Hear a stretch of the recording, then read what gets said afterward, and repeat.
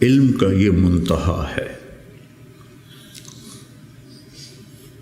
اس کو اگر ہم اپنے آپ ذات کو بیچ میں سے نکال دیں گے تو ہم گرنا شروع ہو جائیں گے۔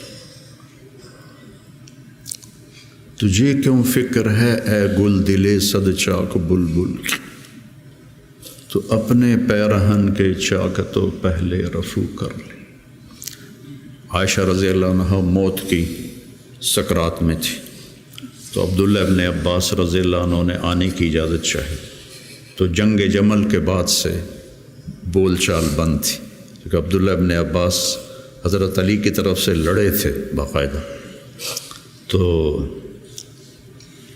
آپ کے پاس عبداللہ بن زبیر اور مسور بن مخرمہ رضی اللہ عنہ بیٹھے ہوئے تھے، تو حضرت عائشہ رضی اللہ عنہ خاموش ہو گئیں، اتنا اثر تھا اس بات کا۔ تو ان کا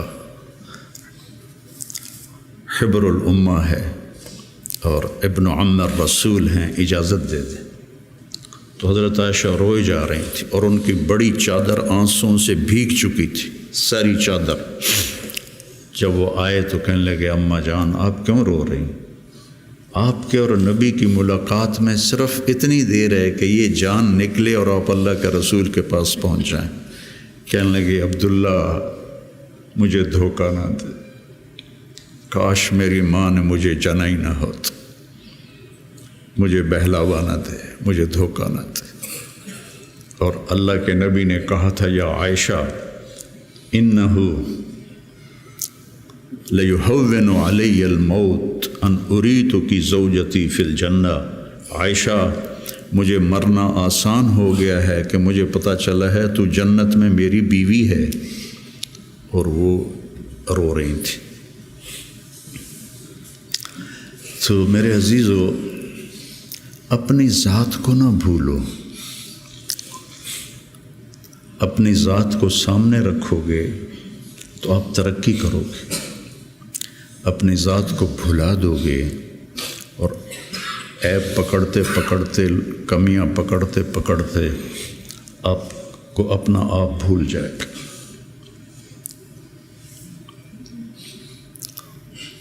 حضرت عمرو بن عاص رضی اللہ تعالیٰ عنہ موت کی کشمکش میں تھے، تو دیوار کی طرف منہ کر کے دھاڑو دھاڑ رو رہے تھے۔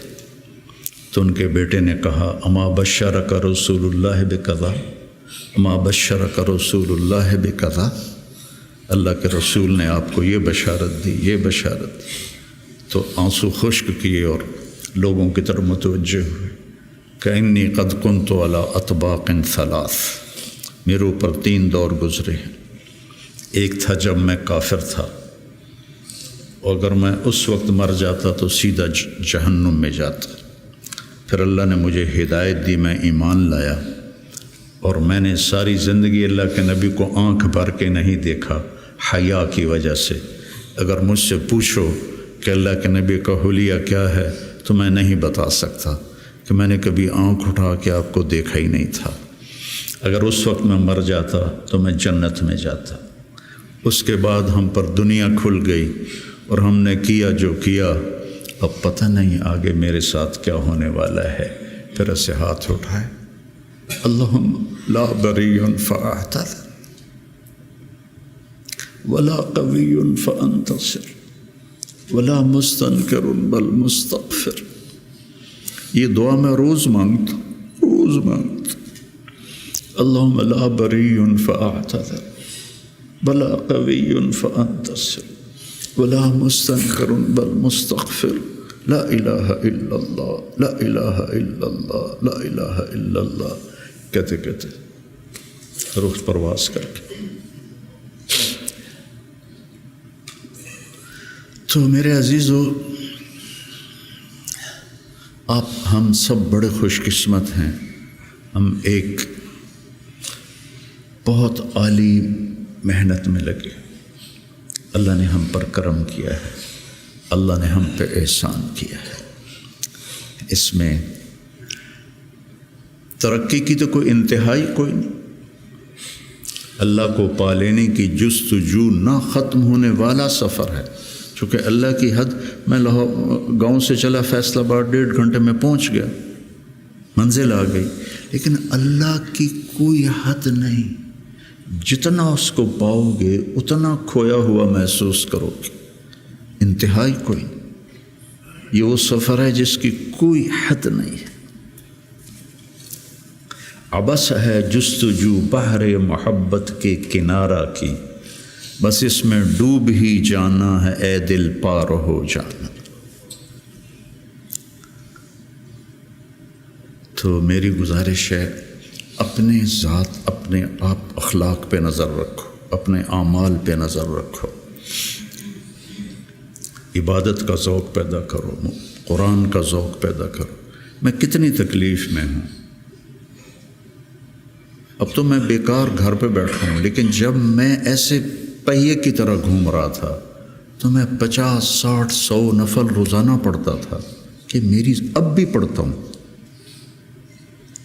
آج وہاں سے چل کے یہاں میرے 50 نفل نہیں قضا ہوئے، کہ یہ میری ضرورت ہے کہ وسجد واقترب، نماز اللہ کے قریب کرتی ہے، وسجد واقترب، نماز پڑھ اور اللہ کے قریب ہو جائے۔ زبان پہ نظر ہو، آنکھوں پہ نظر ہو، کانوں پہ نظر ہو، اور اس میں سارے دین کے کام خیر کے ہیں، لیکن میرے عزیزو ہم اخریت للناس ہیں۔ ساری کمیوں کے باوجود تبلیغ کی ابھی بھی بننے کے لیے بہترین راستہ ہے۔ چھٹیوں میں آپ اپنا چلہ قضا نہ کیا کر، مجھے تکلیف ہوتی، کیونکہ میرا جگر دل چیر کے دیکھو تو تبلیغ کے سوا کچھ نہیں۔ میں عملی طور پر نہیں جا سکتا، لیکن جہاں اس مبارک محنت کے سوا اور کچھ نہیں۔ میں آپ سے بھی یہ چاہتا ہوں، آپ کی کیفیات بچوں کی طرف منتقل ہوں گی۔ جب آپ کے اندر سے تبلیغ کی عظمت نکلے گی تو آگے کیسے منتقل ہوگی؟ کتنے مشائخ آئے، اس طرح عالم میں تبدیلی کوئی نہیں لا سکا۔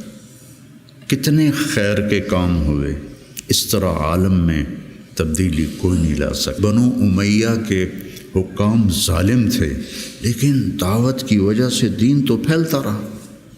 ولید بن عبد الملک کان جباراً، جو اس کے بارے میں لکھا ہے ابن کثیر نے، کان جباراً، معمولی باتوں پہ گردنیں اڑا دیتا تھا۔ سب سے زیادہ اسلام اس کی زندگی میں پھیلا۔ اور یزید بن معاویہ رضی اللہ تعالیٰ، اس کے زمانے میں شمالی افریقہ فتح ہوا ہے۔ عقبہ ابن نافع رضی اللہ تعالیٰ عنہ نے الجزائر کو فتح کیا اور مراکش کو فتح کیا۔ تونس حضرت عثمان کے زمانے میں فتح ہو گیا تھا۔ عبداللہ بن ابی سرح رضی اللہ تعالیٰ عنہ نے تونس کو فتح کیا تھا۔ تو ادھر یزید بیٹھا ہوا ہے، لیکن دعوت میں نکلنے والے تو مخلص تھے۔ تو میں تھا مسجد میں، تو میرے پاس 2 جماعتیں آئیں، پٹھانوں کی، پیدل چل رہی سال کی، کہ جی 6 تاریخ کو ہمارا جوڑ ہے، آپ تشریف لائیں۔ میں کہا یار میں تو فیصل آباد جا رہا ہوں، اگلے جوڑ میں آ جاؤں گا۔ کوئی تحریک، کوئی پیر، کوئی بزرگ اپنے مریدوں کو یہاں تک نہیں لا سکا کہ سال کے لیے پیدل چلے جائیں۔ تو آپ میری اولاد ہو، میرا سرمایہ ہو۔ میں عمر کے آخری حصے میں ہوں، آپ لوگ ابتدائی حصے میں ہیں، تو اس مبارک محنت کو اپنی ترجیحات میں رکھو، ترجیحات میں رکھو۔ میں نے کبھی چلہ نہیں قضا کیا تھا، ایک آدھ چلہ میرا بیماری کی وجہ سے قضا ہوا، اور اب 4-5 چلے سر درد اور کچھ اور عوارض لاحق ہو گئے، ورنہ میں جو بھی ہوتا تھا میں چلہ نہیں چھوڑتا تھا، کہ میری ضرورت مجھے کرنا ہے۔ عام انسانوں کی طرح زندگی گزارو اور اپنے اللہ کو اپنے سامنے رکھ کے چلو،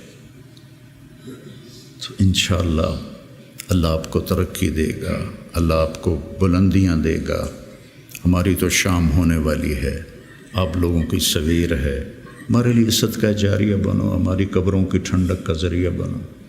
اور میں مدارس ایک خاص مقصد کے تحت میں نے مدارس بنائے، نہ کوئی کمی ہے مدارس کی، علماء کی کوئی کمی ہے؟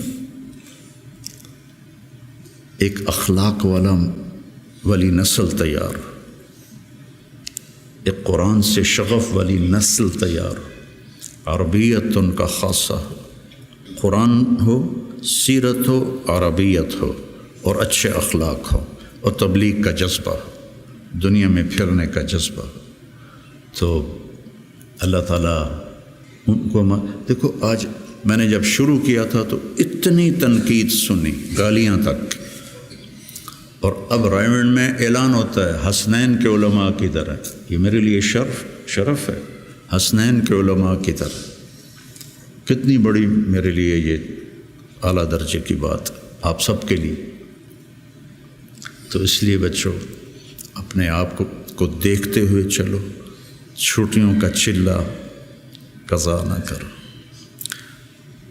مولانا احسان صاحب ایک دفعہ چھٹیوں میں چلے گئے ساؤتھ افریقہ، وہاں شیخ اب مولانا زکریا صاحب وہاں گئے ہوئے تھے، تو انہوں نے چھٹیاں ان کے پاس گزاری، واپس آ کے چلہ لگایا، واپس آ کے چلہ لگایا۔ میں رائمنڈ میں اس وقت پڑھتا تھا، انہوں نے اس کو کافی نہیں سمجھا۔ تو اپنے بننے کے اسباب میں سستی نہ کرو، ٹھیک ہے نا؟ دی جا ایام کی تلخی کو بھی ہنس کے ناصر، غم کو سہنے میں بھی قدرت نے مزہ رکھا ہے۔